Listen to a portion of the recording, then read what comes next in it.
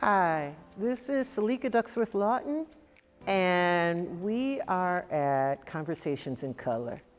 Conversations in Color is based on 3 pillars: humility, honesty, and humanity. We want to have real conversations with the people we have here about topics that are sometimes difficult, sometimes not, and act like the people who sit in your house at your coffee table. Today we are at the Pablo. Usually we're at the Shift. Hi, Shift! But we had a special event. I want to thank our sponsors. Clearly, the Pablo at the Confluence, Shift Cycle 3 and Coffee, University of Wisconsin-Eau Claire, University of Wisconsin-Eau Claire's History Department, Converge Radio, and Uniting Bridges. Hold on to your hats and glasses. We have a ride here. We have Deputy Chief Derek Thomas and Representative Jodi Emerson talking about threats, violence, and elected officials dealing with threats in today's environment. Stay with us.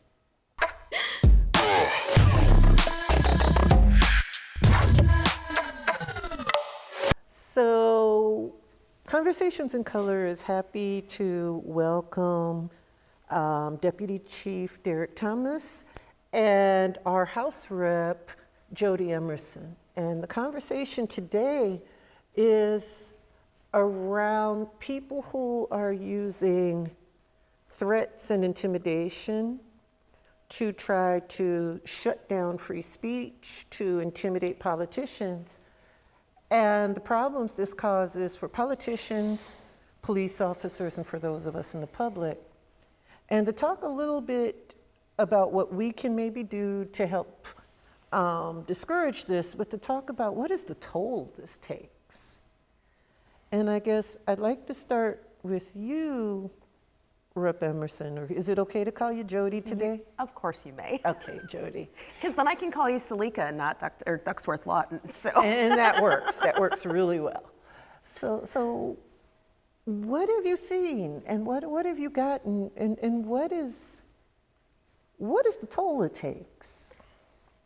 So ultimately, the toll that it takes is that good people don't want to run for office on either side of the aisle. And I'm not going to say that this is a one side of the political spectrum problem versus the other.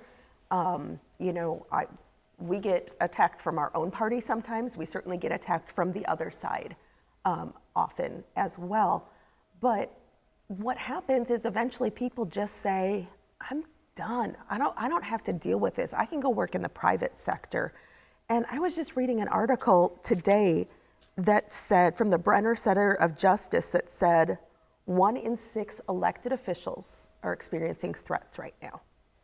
1 in 5 elected officials are unlikely to fulfill their term. So not even saying, I'm not gonna run again, they're saying, as of right now, I'm out, I'm leaving. And then we've got special elections that need to happen, or for fulfilling those spots. 1 in 5, 20% of people who have said, I'm willing to serve my community, whether it is at the local, state, or federal level, 20% of them aren't willing to fulfill that 2-year, 3-year, 4-year term. And we're seeing record numbers of retirements. Yes. At the federal level, at the state level. I know at the local level, my husband and I have resisted running for state office. Well, some of that's personality and my own bad attitude. But, part of it is I don't want my children to be intimidated. And I know some of our local candidates have had people dox children, go after spouses. In the school board race, we saw a death threat. We publicly talked about that. I know several city council members have told me privately that they have received threats and really ugly, nasty emails. And I mean, when I've been in the public eye, I know I have received some interesting email as well. So, can I call you Derek, or is it Deputy please. Chief? No, Okay, Derek Salika, please. How do you, for Eau Claire Police, this has to be a conundrum, that you have to respect people's free speech rights, but you can't have them making threats and inciting violence. So what does that do for y'all when you have to deal with this? What is the line you have to walk? Well, I think it's the number that Jodi just mentioned is staggering. And I think, to piggyback off what she first said initially was the 20% of the people that leave office and the high number of people that are elected officials that are receiving threats, how many of those people, they don't report it because they think it's part of their job. They think, well, I've decided on my own free will to become an elected official. I'm in this position now, so therefore I need to take this type of banter, whether it's threats or just mean-spirited behavior. There's a fine line there that we have to look at from a law enforcement agency to see, if these are threats against harm, violence towards them is one thing. I think any politician or elected official that you talk to, when you bring in their family, then you're upping it up a notch. What do your children have anything to do with this? What does your spouse have anything to do with this? They're not the elected party. So that brings it up a little bit. So there's a lot of emotion that's brought into it. We know that, like what you said, people have their free speech. They have the right to disagree. I mean, that's the fabric of our democracy. We want them to have solid professional discussions at the table. But when you start to bring in threats of violence towards somebody, to me, you're grasping at threads. You're slinging mud against a wall, hoping that something's going to stick. So we have to take a look at that threat to see what type of physical violence are they inciting against that particular politician or whatever the case may be. And it's a tough balance, obviously, as you talked about, because we're neutral. The law enforcement community, we are neutral. We're not on either side of the aisle. We just want to make sure that the politicians are safe. The people that go into their job on their own free will, they get elected by the people. So we're there to make sure that they're safe. And so when we do get those threats from the elected official, we take those extremely seriously because the people are the ones that elected them.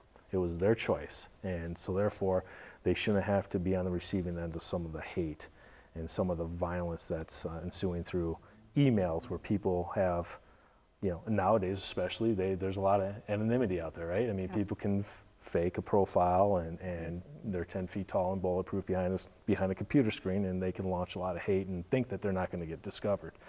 What they don't know is that us and our police department especially have the necessary tools and equipment to be able to figure them out. We do have a regional computer forensic lab with some high-tech equipment to be able to conduct our investigation. Not in a sense of probably in the speedy fashion as some people would like, because it is a threat. It does take some time, but we do have that capability. What they don't realize is that you're smarter than they are. We try that. Well, I mean, we have the capability, we have the Yes. training experience, and it's we have received those, but the numbers that she talked about, we don't hear a lot of those things because I think that they house it. And what does that do to them individually as people? Well, and I think it's this perfect storm right now of a very divided political environment in our country. Probably more divided than at least I've seen in my lifetime, anyways. At the same time where we're coming out of the pandemic, where people have been more, segregated, and you're not going to church and talking to people who you have some things in common with, but not everything in common with. You're not hanging out at the bar or the coffee shop and having conversations with random people. What has happened in the last couple of years is we just have echo chambers, and it's off of social media. And your feed is filled, whether it's Twitter feed or your Facebook feed, it's filled with people who have like feelings.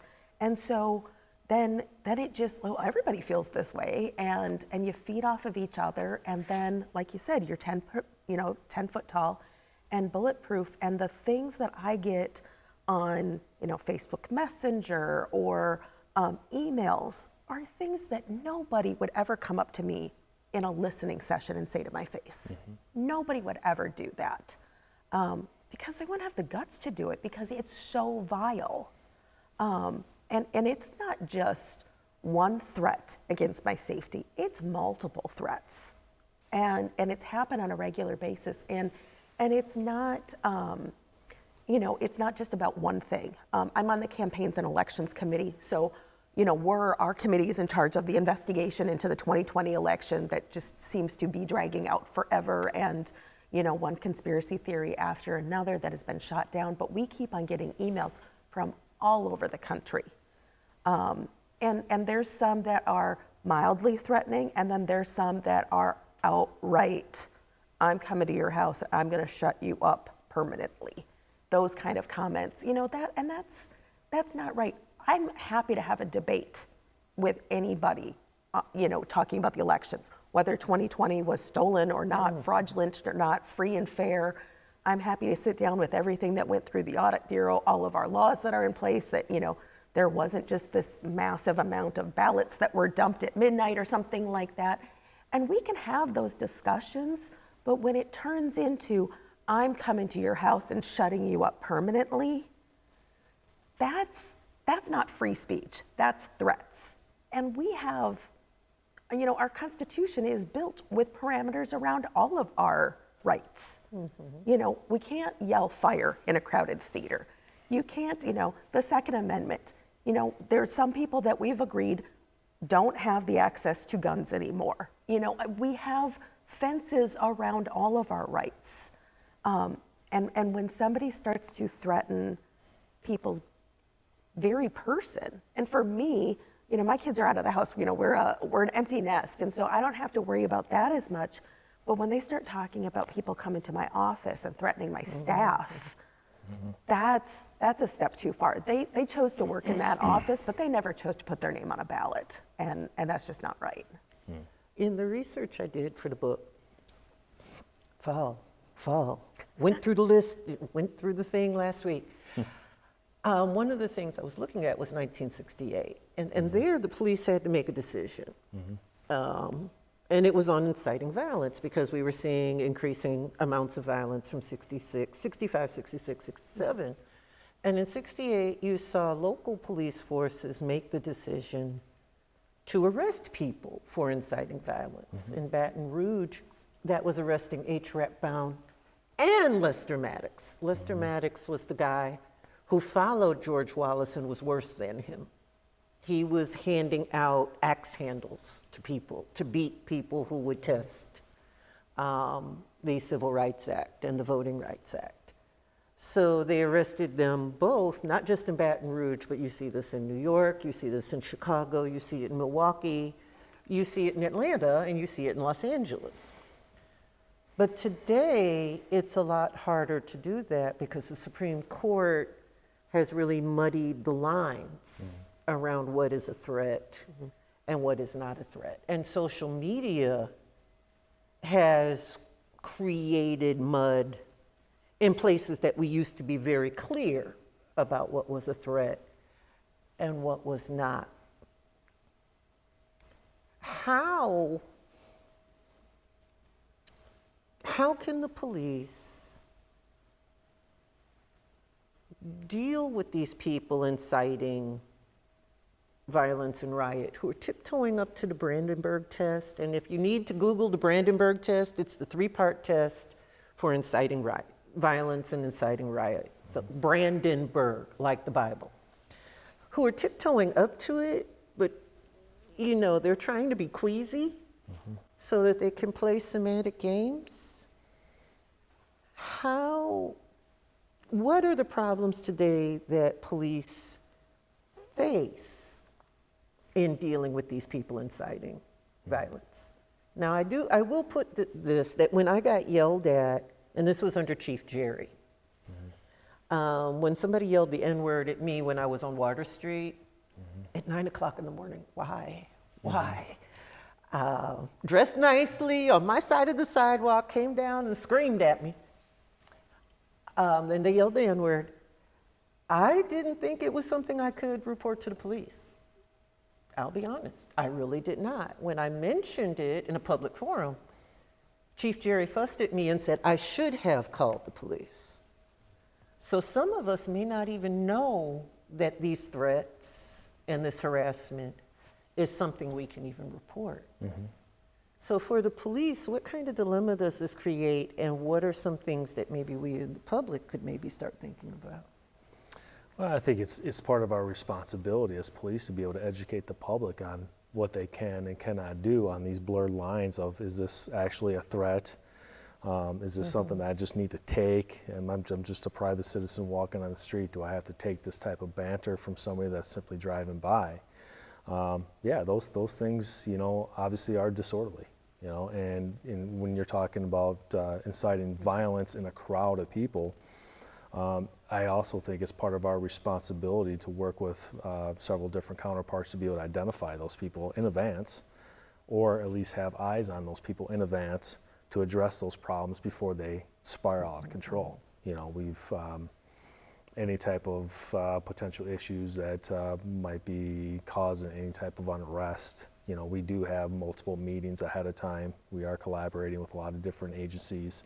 We do have people put into place to be able to identify those people that are in plain clothes, not to spy on those that want to exercise their free rights, but more or less be able to keep eyes on those that perhaps we might feel is going to be a threat for those who do want to exercise their rights. We don't want them to impede those, whether they're for or against the cause. So it's part of our responsibility to get out there, get in front, educate the public about what they can and cannot do, and we don't ever want to shy anybody from calling the police. A good rule of thumb is, if you're not sure, call. If you're not sure, contact whatever agency, local agency that you're residing in, pass that information along. The least they can say is, well, that's not considered a threat, whatever the case may be, but at least you're reporting it and you have a clear conscience on it. So I think for the most part, it's us working together with other community leaders, stakeholders within the community, being the voice of the police and us being the voice of the community, back and forth, working together and getting that information out to people so they feel comfortable to be able to report. So it's like, and they don't feel like they're being a burden, because they're not a burden. They really are not. And I think that's sometimes what people might think is, I don't want to bother you. I've heard that. I've been doing this job for 22 years. You got other stuff to do. I don't want to pester you. I don't want to bother you. minor. This is minor. This isn't a big deal. I'm sorry. I don't want to bother. They start with that. And my response back is, you're not bothering me. This is what I signed up to do. And I assure you that all of our law enforcement officers that are within Eau Claire and other jurisdictions are going to follow it up with the exact same thing. We want to make sure people are comfortable calling us with those things. The more intelligence, the better.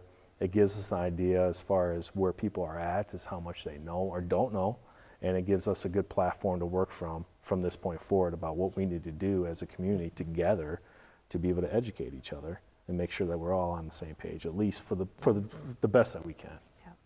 And I know for us, a lot of our reports go directly to Capitol Police. Only if it's something that happens at my home, am I calling Eau Claire Police Department directly about it. And there's been a few of those too. So, but I think a lot of times for us, Capitol Police, I think they spend a lot of their time just contacting people back and saying, and I'm, citizenizing this right now, but calling people up and saying, what you said was a little out of line, and you might want to take it back a notch. It's not necessarily about fining somebody, arresting somebody. It's about, calming things down a little bit. And I think sometimes in the heat of the moment, whether it's on social media or email, somebody will, see a news article and I've said something, or one of my colleagues has said something, and somebody will send us off an email. I think we get more emails at, from 10 to 10:30 at night than we do from 10 to 10:30 a.m.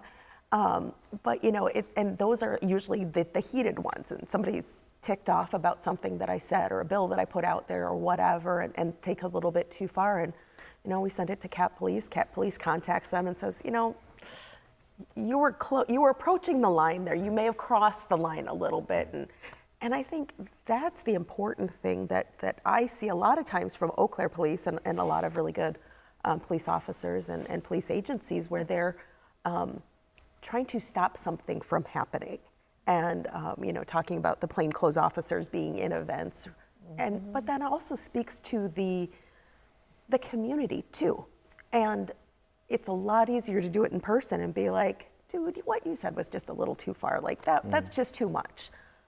You do that online in the comment section of WEAU or WQOW, and all of a sudden, whoo,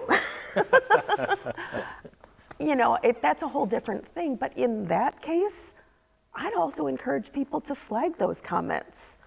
People can be banned from a certain page. People can be banned from a platform.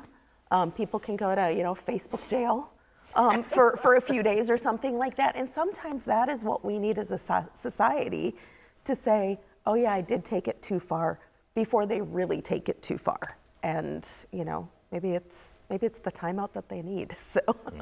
I always say that any email between 11 o'clock and 5 o'clock in the morning is never going to end well.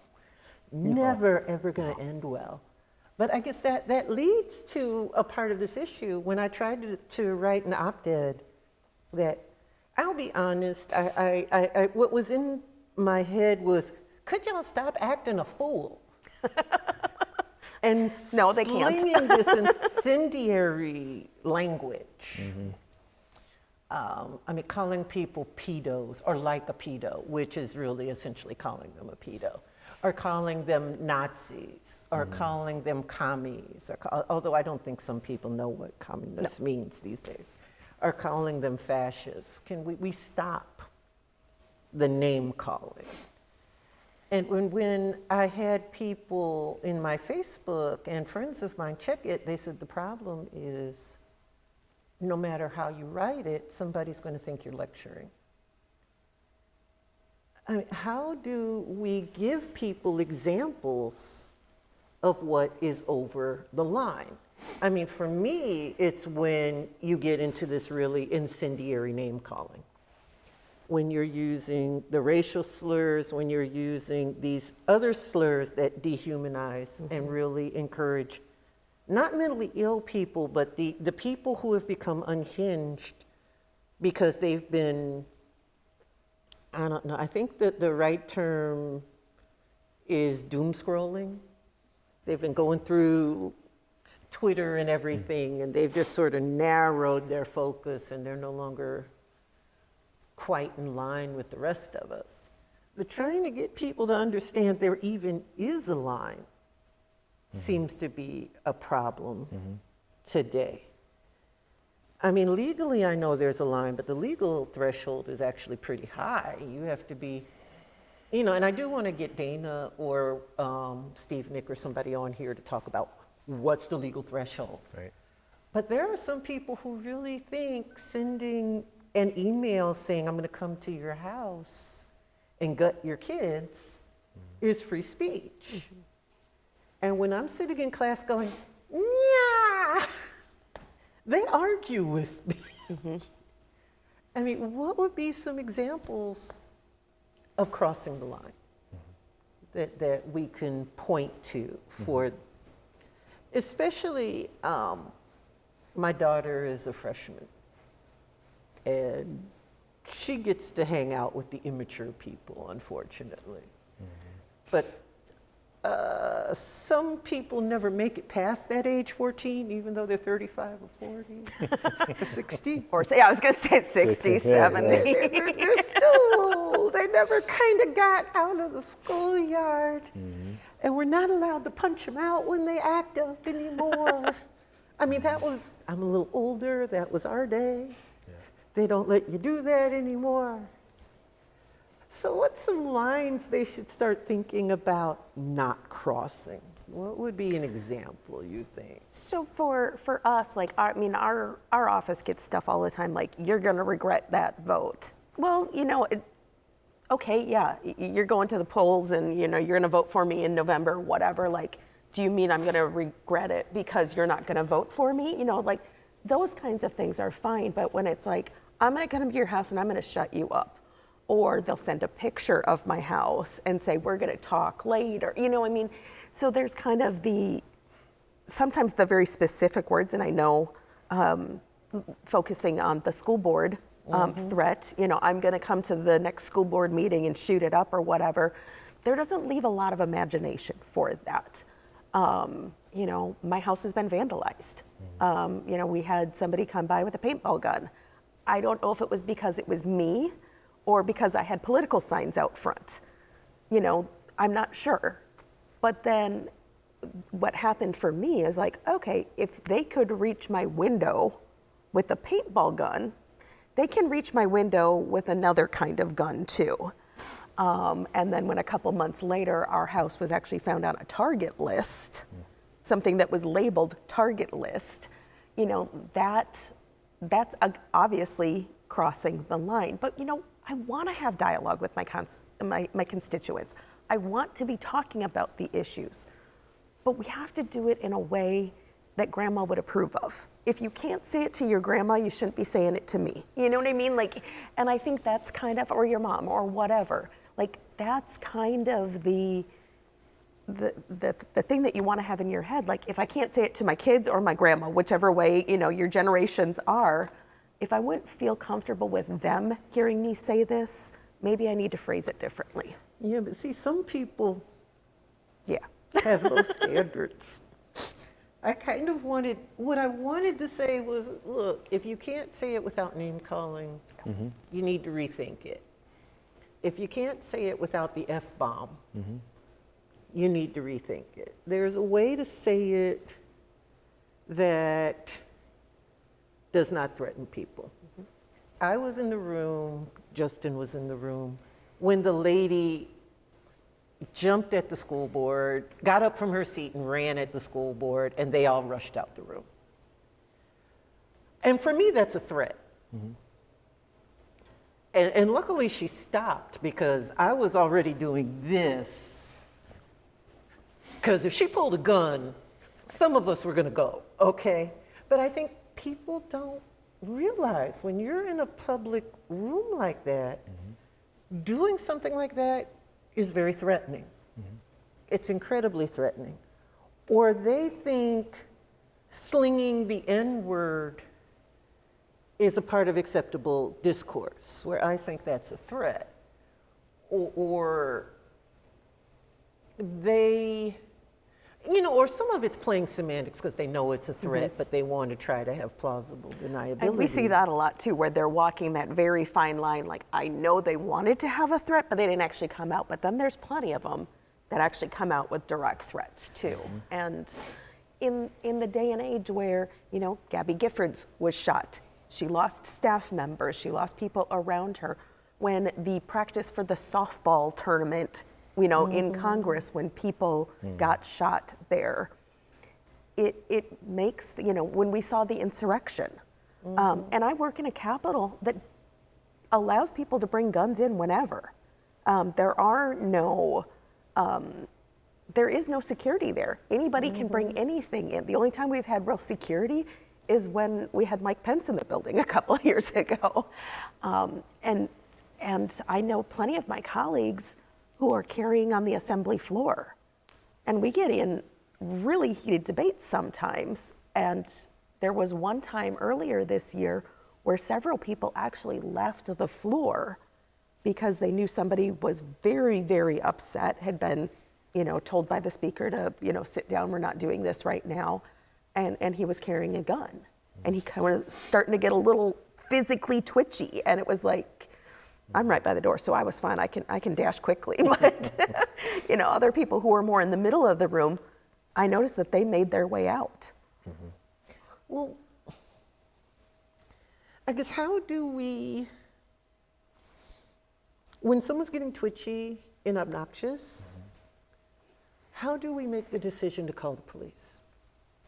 I've had a couple of graduate students that, to be honest, my colleagues have gone, you're not meeting with that person by yourself. And I'll admit, I'm from Louisiana, I'm from a rural area, I have a bad attitude. So sometimes I'll put up with maybe a little more because I'm not gonna be as cautious as they are. But what should we look for to say, okay, this is worth calling the police. This is worth being worried. I mean, somebody's saying, I'm going to come to your house. For me, okay, yeah, all right, no. We are not going to have that.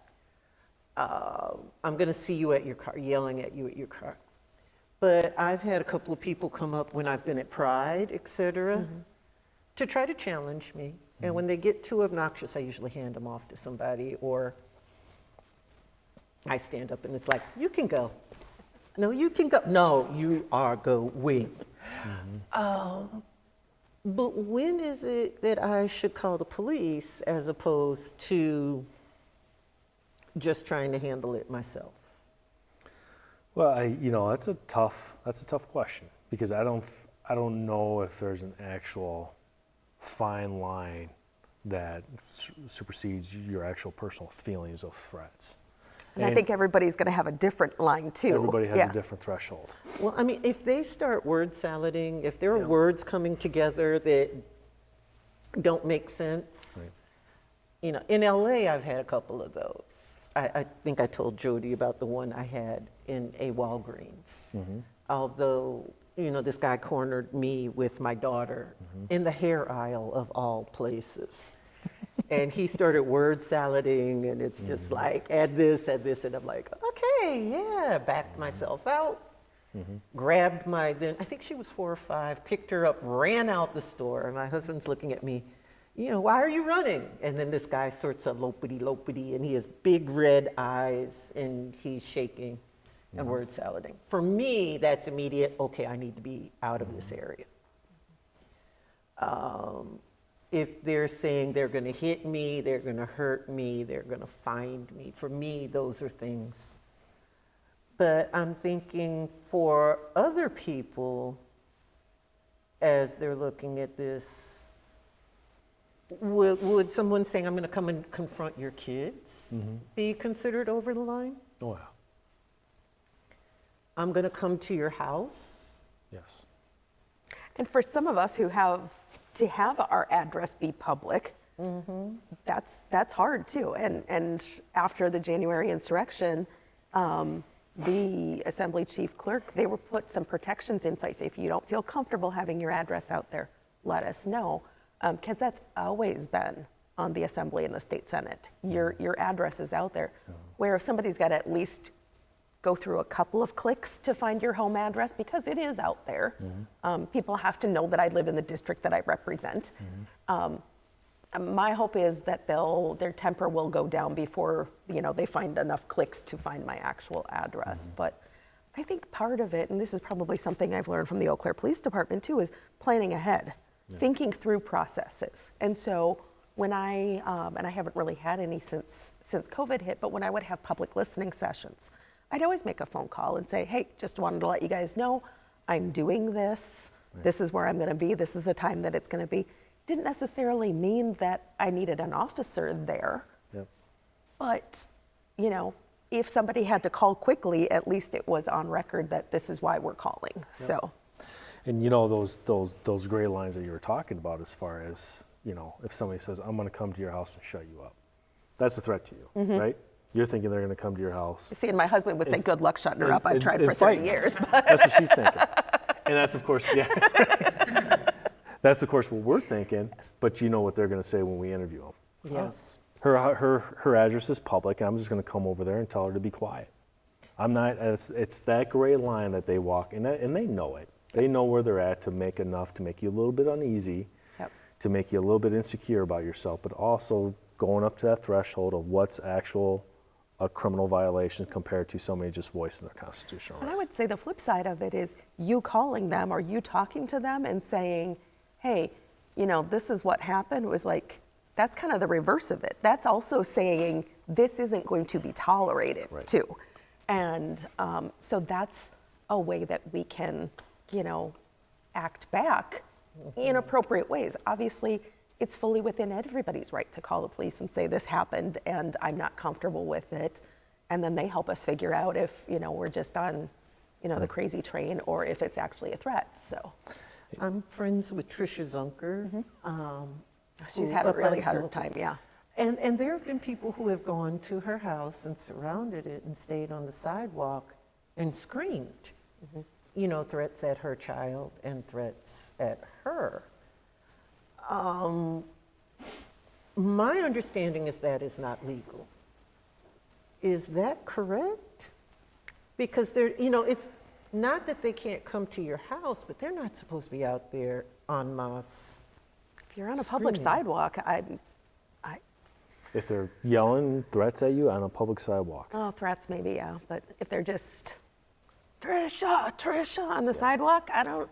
Well, I mean, we look at it as elected officials are citizens too, right? Just because you are an elected official, just like what we talked about earlier, doesn't mean that you have to take the extra part.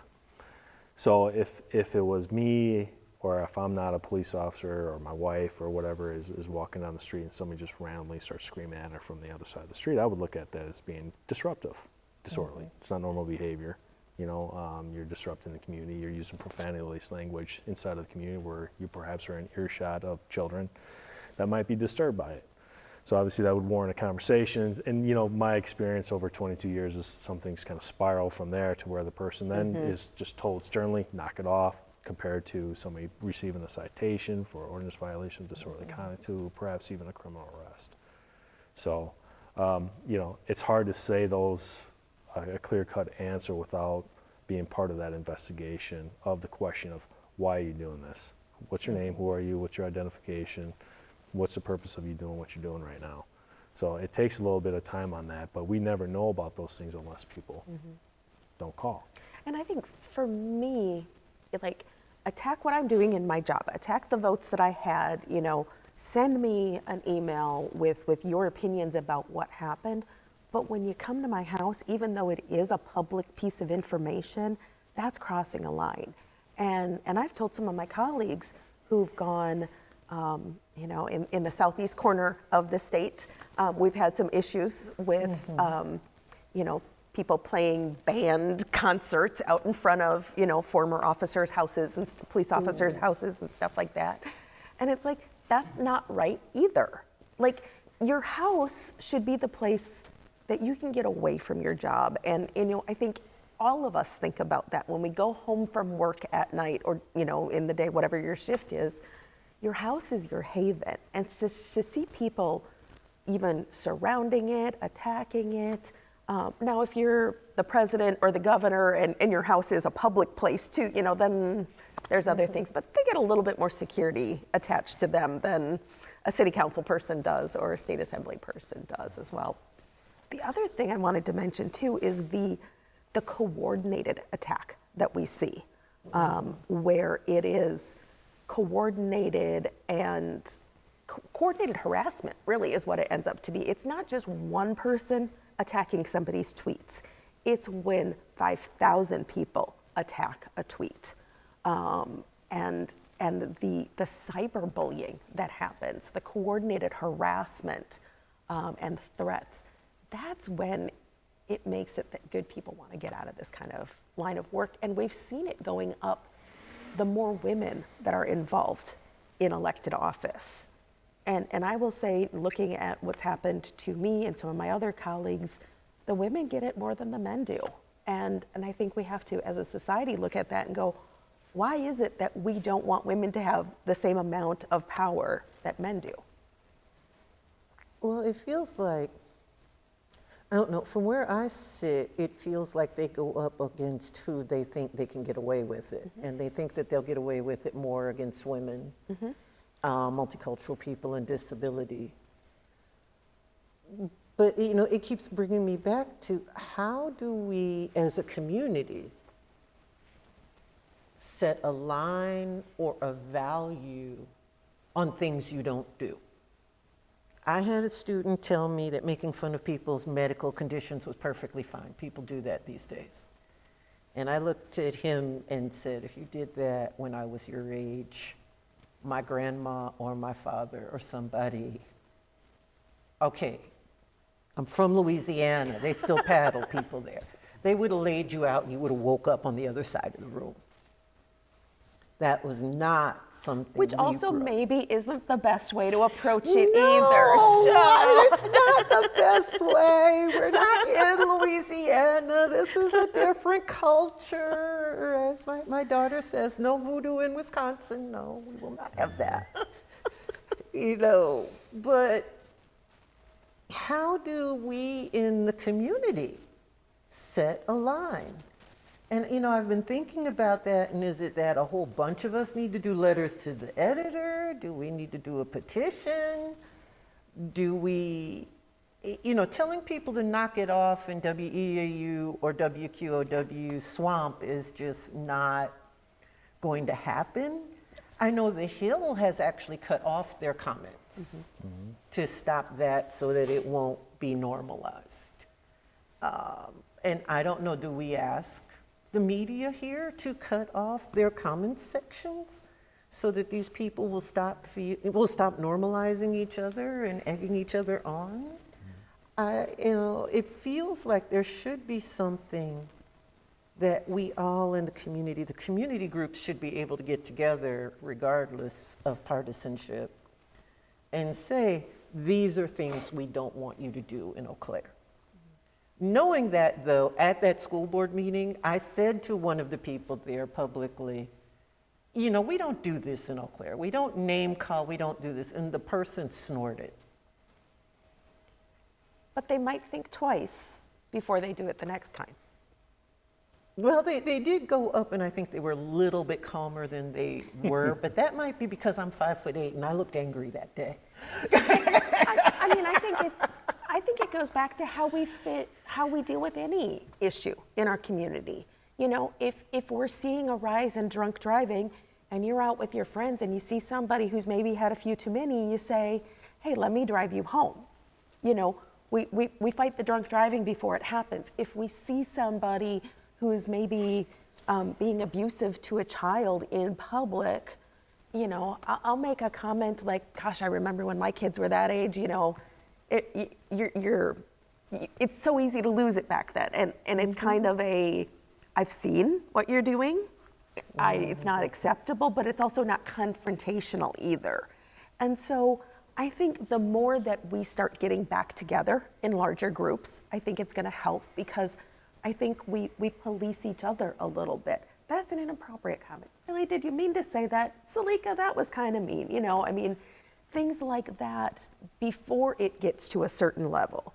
Now, when we're talking Twitter trolls, I don't know if there's ever going to be a cure for that other than just getting off the platform. But the people who want to say, oh, I'm going to kill you or stuff like that, when you call on them or when the police go visit them, I bet 9 times out of 10 they say, well, I was just joking. Or I didn't realize I'd gone that far. Sometimes that's the other comment. I think that's much more self-aware. I think the rest of them are like, I'm just joking, you're overreacting, don't you have a sense of humor? Because that's the one that I've seen when I've told people, seriously, inappropriate, no, not appropriate, we're not doing that here, no, you need to stop.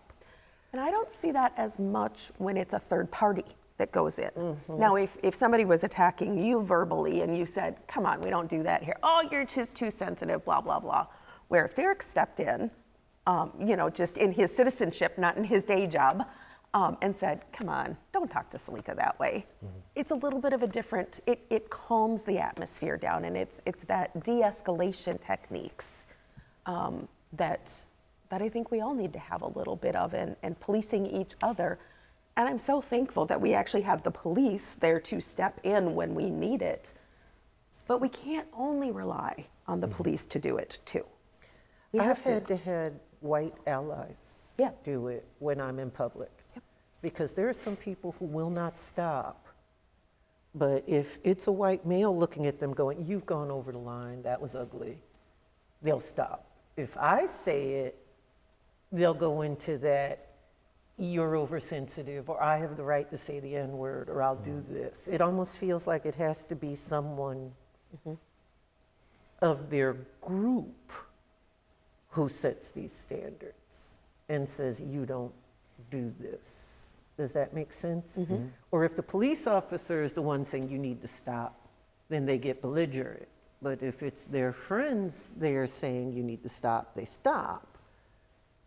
But their friends are afraid that if they say stop, they'll be the ones called wusses or sissies or simps. Can I say that? Am I going to get in trouble? I work with students. Those are not good words with young people. They have plenty to say about how you don't say those words. So I'm saying it in an educational context. Disclaimer. Please don't jump me. Please don't report me to the provost. Oh, wait, she's on sick leave. Oh, I don't care. No. But it does feel like somehow we have to help people or even write scripts for people to be able to say, you really need to stop. And you know, that's a good point, because from a police perspective, like I said before, we're not on either side of the aisle, right? Obviously, we have a private, you know, how we feel on things, and you know, police, they go out and vote just like anybody else. But in the capacity of their job, it's a hard line, because in your example that you put, and the police officer steps in, well, you're supporting Jodi. You know, you're not supporting the other side. You know, you're just only supporting and protecting, you know, Jodi, and you're her private security guard. And those are the fine lines that's really difficult for us to take, because if it wasn't Jodi and if it was her counterpart, we'd do this exact same thing.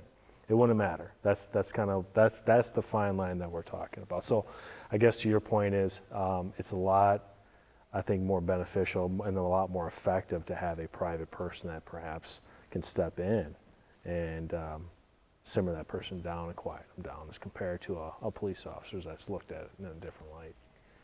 Well, And it's a lot easier on us, because just like I said, in my experience, I don't think that I think, and correct me if I'm wrong, but I think that the elected officials would prefer not to have the police in presence, because maybe some would, some wouldn't. Yeah. Because does it cause like some type of an intimidation thing? Are they there security? We want to make sure everything's orderly, but we also want to be able to protect free speech. I don't know. Yeah, I mean, and I think it depends on what the immediate news is of the day too. You know, right after the January 6th, we had a huge presence in the Capitol of uniformed Capitol Police all over, just standing in hallways. And there was never a problem down in Madison, but it certainly made a lot of us feel better. Yeah. You know, and maybe that was it stopped something from happening too. You know, I know when we have protests or gatherings in the community, simply having uniformed police officers around the route, you know, maybe stop some things from ever getting to a point where we would have needed to call the police. Well, I mean, in 2020, it was hard because you know that I had 2020 was just hard all over the place for everybody, Oh my for all God. kinds of reasons. Well, I mean, I had anarchists yelling at me on one side, and I had right-wingers who wanted to bring guns to protests on the other side, and they're both in my DMs. And walking the line with them was so very difficult. But one of the things that I insisted on, even when I trained protesters with Chad Hoyt, who's the other deputy chief, was that we will not have agent provocateurs. And that's a lesson I had taken from the Deacons, my research with the Deacons for Defense and Justice, but also some of the research I've done with surveillance and the Black Panthers, is that if you can keep the agents provocateur out of your group, then you can keep your group from going overboard. So limiting those people who are trying to stir up and egg up that stuff. And I mean, we had, for the Joseph Blake March, we had to take some pretty elaborate precautions to keep the agent provocateurs out, you know, along with giving scripts to the people who were the ushers, saying, if you hear somebody advocating violence, advocating hitting, you know, you're going to tell these police, or you're going to text it to me, I'm going to tell the police. I mean, maybe it is training people to look for these, I would call them fire starters or instigators. Is that a way to do it? I mean, with protesting, I think that really is something that we, if you're going to lead a protest, you have to take responsibility for that. But maybe for some, and it's not the political parties themselves, it's some of these one issue groups coming out here screaming, murderer, pedo, this and that. I mean, is that something that some of the leaders of some of those groups need to take responsibility for and say to their people, y'all can't do that? But how do we get them to do that? I'm me, so of course, and I'm from Louisiana and I've seen this stuff and I study this, so I knew not to have agent provocateurs in my group. And I was in the BLM Wisconsin group, even though, like I said, I'm more associated with Moral Mondays. I'm not associated with the webpage. But that meant that I could say in there, and there's a bunch of people with me saying, nonviolence, no agent provocateurs. We're going to tell people if they do this kind of stuff, they can't march with us. But Milwaukee didn't have that. And Minnesota didn't have that. And some of the marches did in Milwaukee. There were people involved who, when something would start to get a little heated, I've seen the live videos of people going like, hey, what are you doing? What are you doing? And kind of getting in between. And, it's that white ally piece. There were so many, in the summer of 2020, between Jacob Blake and George Floyd, there were so many things like that. And I remember being at the Jacob Blake, I can't even call it, it's not a protest. It wasn't, when we gathered in the park and then walked around. And there was a few people that kind of, raised my eyebrows a little bit. And I would just kind of not get, like right up in their face, but I'd get a little close and I'd be like, I'm going to take a picture right now. And send it to me. Honestly, just keep it on my phone in case something did happen. And if we look back to the 60s, there was the Bloody Sunday, but then the second march with all the news cameras there wasn't as big of a physical problem because the world was watching. Well, if somebody knows right now that the world is watching, you're on Facebook Live, there's somebody taking pictures, maybe they take a pause. I don't know. Could journalists maybe help to calm this down?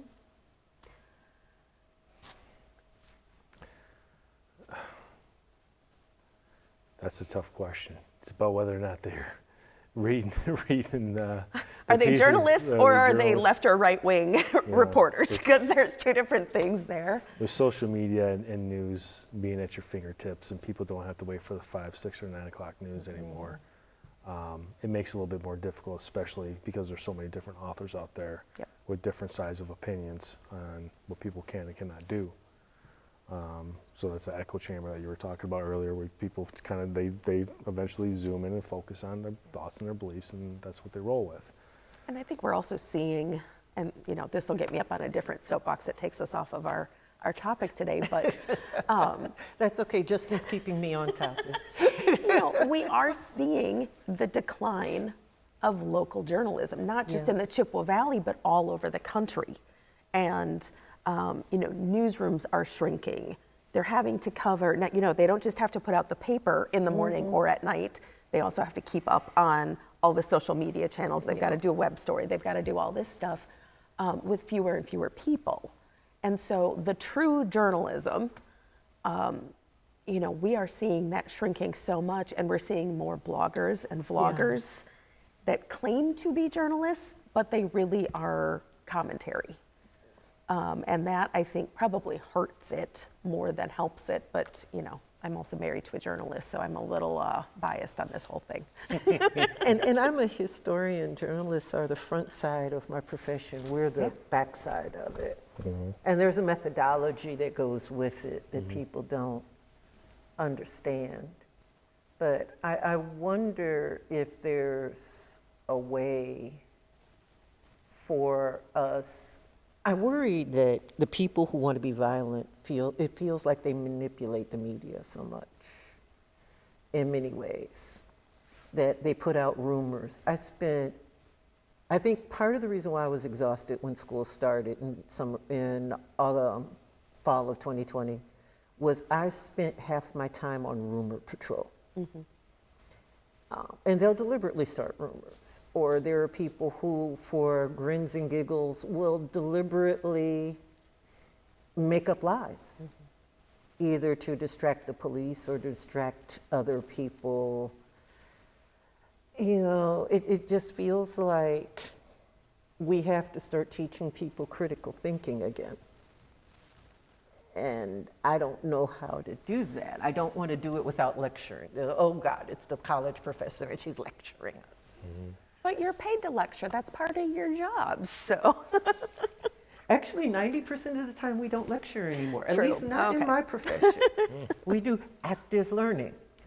My students this morning were in the FBI files and presenting on FBI surveillance of COINTELPRO and Stokely Carmichael and Martin Luther King. So I'm not telling them what to think. I'm handing them documents and say, and this is how you use the archive to find out your own stuff. But not everybody, you know, history classes are no longer mandatory at the college level. The majority of colleges in the United States, you can get through a major program without taking a history class. You don't get civics. I mean, civics is no longer a class at the high school level. They take an online test that's very much like the citizenship test. I didn't realize that till my students made sure I knew that.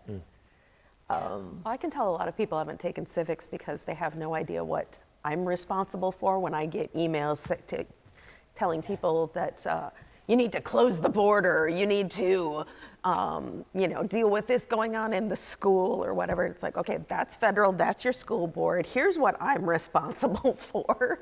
And yeah, even talking to people in general, when I tell them I'm in the assembly, what do you mean you're in the assembly? Well, it's like Congress, but at the state level.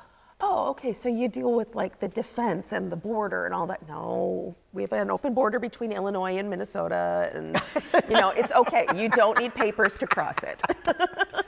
Or a passport, although maybe you should. I don't know.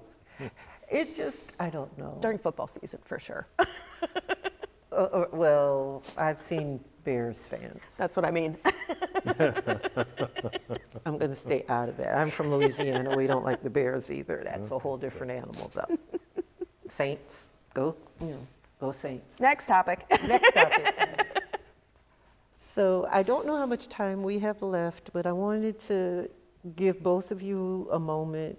If there's something you want to tell the people watching this, what do you think it would be? I think for me, it's to remember that, now a lot of people call me a politician. I look at it as that this is my job, and I've chosen to go into this because I love my community, and this is community service for me. There certainly are a lot of other jobs that I could get paid a lot more and have a lot less stress to do in the community, in the private sector. And so to remember that these are your neighbors, and whether it is at the congressional level, the state level, and certainly at our local level, county board, city council, school board, these are literally your neighbors.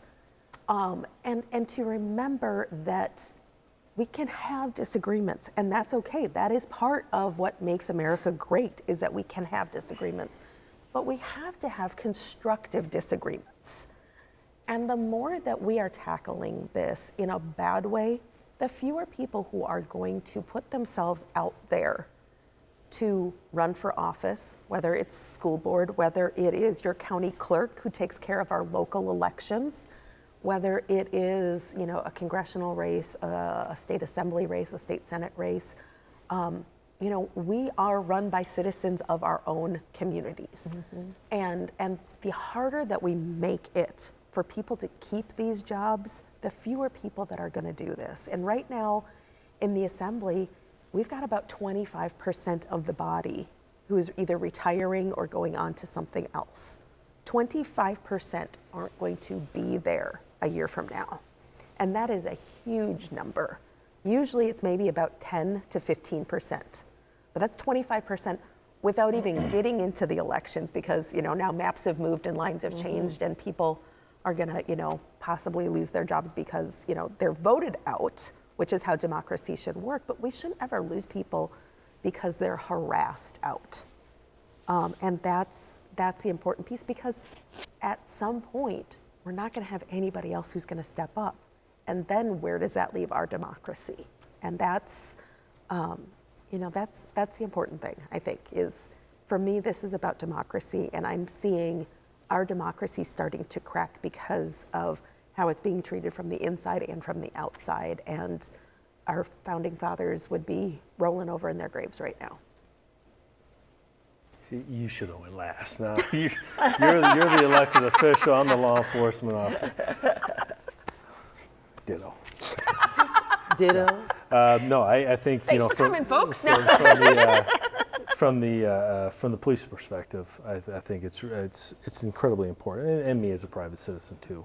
The numbers that you say are staggering. The amount of threats that local politicians, local elected officials. That's okay. I'm not trying to be. Local officials are getting is staggering to me as a private, and I think for the most part, most of the people will probably be just as surprised with that number than I am. There was another one from the National League of Cities in November of last year that said 81% of local officials have received threats within the last year. Yep. 81%. Yeah, Sorry. and that's another one. I mean, it's staggering. It's alarming. I encourage local elected officials to report any type of whatever they perceive as threats to their local agency. Do not be afraid to do so. You're not wasting our time. It's not part of the job, that part. Some of the criticism is, just like police, we get criticized too, and it's part of the job, right? And you sign up for it, and that kind of comes along with the territory. But there's that gray threshold that it's hard to identify. But like I said earlier, if there's any type of uncertainty, just at least get it off your chest and tell us, to at least put it on the radar so we know that a certain elected official is getting a little bit more grief than another. And sometimes you see patterns too. See patterns. We search throughout social media. We can piece things together. We have the right amount of technology to be able to figure it out. I have been seeing that a lot of threats, like you mentioned, they're not even local. So what bothers me is that we're taking local tax dollars and investigating people's issues that they have outside of, that don't even pertain to them. Yes. Somebody who might be living in California that might have an issue with what you're doing, or somebody else, or our city government's doing in some capacity, and it's drawing away people of Eau Claire resources that we could be utilizing for the people of Eau Claire, of utilizing their tax dollars and investments, and dealing with somebody else who doesn't necessarily have a stake in the game. So we've got other issues to be dealing with here. We don't need to be creating others as well. So I think that's the biggest thing, and I encourage people to, if they're in a crowd, I know that confrontation is not easy. It's not easy for somebody. Sometimes it's a lot easier just to stay quiet and not be the person that steps in. But it does tremendously help, like you brought up before. And it's our job as a police organization to work with the stakeholders like Salika and Jodi and all these other people that are within government, that are well educated on where that threshold is, to work together collaboratively so we can get the right information out to the public of what's reasonable, Yes. what's a disagreement, what's a downright threat. Yep. And we take those seriously. And I look at it as not just a threat. Let's say, I'll use you as an example, a threat against Jodi, but it's a threat not only against her, but all your supporters as well that want to have you in that position to help make those decisions. And I would say the exact same thing to somebody else on the other side of the aisle. I mean, when I get a threat, it's a threat to the people of the 91st, because if you shut me up, which, first of all, good luck, but you also then, the people of the 91st Assembly District lose my voice in Madison too. Right. And that is, whether you agree with me or not, I am advocating for Eau Claire when I'm down in Madison, for all kinds of things, and that's that's another part of the problem too. Yeah, and that's on both sides. That's Yep. on both sides. You got to make sure I'm saying neutral. It's on both sides of the aisle. Yep. It doesn't matter if it's a threat against somebody on the other party compared to the party on the other side. It's a threat against their constituents and the people that they're supporting and that they put themselves in a position to elect. That's the way I look at Yep. it, regardless about whether or not I personally feel. And what can be done to one can be done to others. Correct. You know, the minute You might not be the open- target today, but you might be tomorrow. So, Right. And at the university, we've been beginning to invest in what's called open source intelligence, which if you Google that, will help you understand that before you decide to make some threats, those of us who know how to program in Python can find you. It's not as anonymous as you think it is. And, you know, but we've been here before. We were here 65 to 72, and we somehow made it out. And we were here 1865 to 1978, and we somehow made it out. Although I'd like to make it out without 96 years of Jim Crow. You know, I'm hoping we can do a little better job. Learn from the history a little better. and we also noticed that it moves around with jobs too. 5 years ago, journalists were targeted for so many things. You know, a couple of years ago, police officers were targeted for a lot of things. You know, now it is elected officials that are targeted for a lot of things. And I think sometimes it's those of us who are standing up for each other. And, you know, when you can say to your friends, your support group, your circle, you know what, I work with these police. They're good guys. Shut up and don't talk about our police officers that way. You know, shut up, don't talk about our journalists this way. You know, that's the guy that coached your little league, your son's little league team 3 years ago. These are our neighbors. And when we can do that, that helps bring it local too. You know, there's statistics that say so many people don't like Congress, but they approve of their congressperson because it's local. They know them or have had some interaction with them. And so bringing it back local, standing up in and amongst your communities is important too. So not stereotyping. Not stereotyping everybody. That's a good place to start. That's a good place to start. Do we use? And And it's a good place to end. place to stop. So Thanks for thank having y'all. us. No, thank you. y'all for being here. And thank you.